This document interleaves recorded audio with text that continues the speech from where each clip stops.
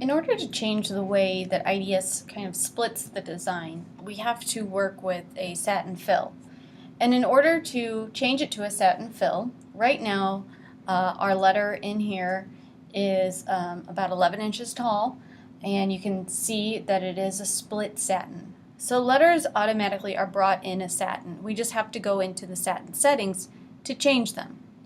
In order to do that, we need to right-click on the area so that the area is selected, so I can tell the program to apply the settings to this area.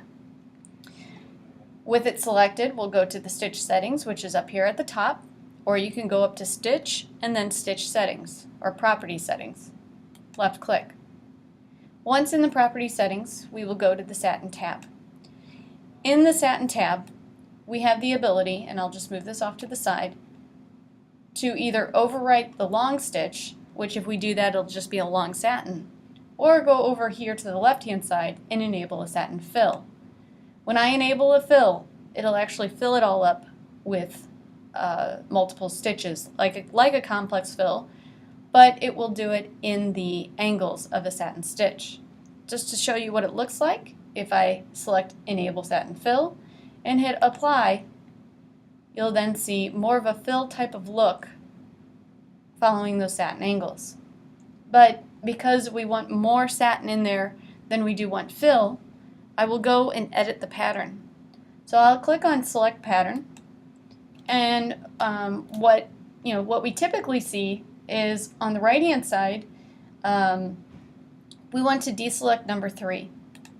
And what we're doing is we are altering the pattern to where it has a 0 point and then 67. So this is between 0 and 100. Then it goes back, then it goes to 0, 67 as it goes back and forth. We'll hit OK, and then we will hit Apply, and you can see what this change does. It still is a fill, but it's not as much of a pattern. Now, if we change our maximum and minimum steps, we can see how it will change the appearance and the satin stitch length. I'm going to take the maximum stitch to 8 millimeters and the minimum to 4 millimeters. I will hit Apply. Once we do that, you can see that kind of change, and now we get longer stitches because our minimum step is now 4. With this design, I actually changed it the maximum step to 9 and the minimum step, I believe it was 6 when I was playing around with it, and hit Apply.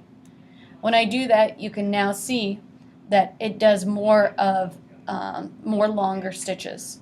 So you can see more of it is satin, and then every once in a while it'll split it up into this pattern. So changing your maximum and minimum step lengths can definitely give you a different appearance. So if I take this maybe to 5.5 and hit Apply, you'll get more breaks in it. So once I hit OK, it applies those settings. I can hit the Go button, right click off to the side to deselect, and now it does have that split satin. If we're in a letter that we need to change the satin angles by using the divide tool, I'll go to a new design. I'll go ahead and click on Insert Text. We'll delete that. I'm going to change the size maybe to about 90 millimeters, and we will change the lettering to something with a serif. I'll type in a capital W, press OK, and then generate my stitches. If we see in the 3D view, we can see that our stitches go all the way across. We can also see this in our view angle, which I left click on view angle here. Now, to force these tips, I'll just zoom in. To force them to stitch up and down, I will right click on the area to select it, and then I need to go to my outline view. In order to get to the outline view, I'll go up to View and then View Outline. In View Outline, I now have a tool that I can activate called Divide with a Line. I'll left click on Outline, scroll down to Divide with Line, and left click.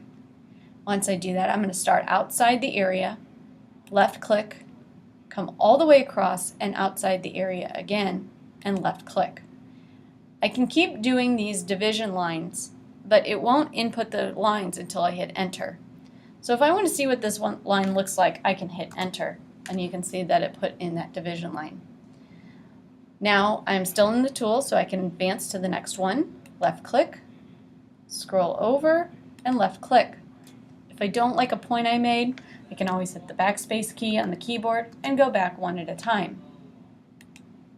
Left click, make sure you start and end outside the area. Left click. I can keep going, left click, and left click. Now it is important to hit the enter key after inputting the lines, because if you hit escape, it will undo everything that you just input. So we'll hit enter, we'll press, now since I'm done with the tool, I'll press escape. I will then hit the go button, and now you can see that those serifs have the stitching going up and down. You can view that in your view angle. If I left click on view angle, I right click on this, now you can see that my stitch angles are going up and down.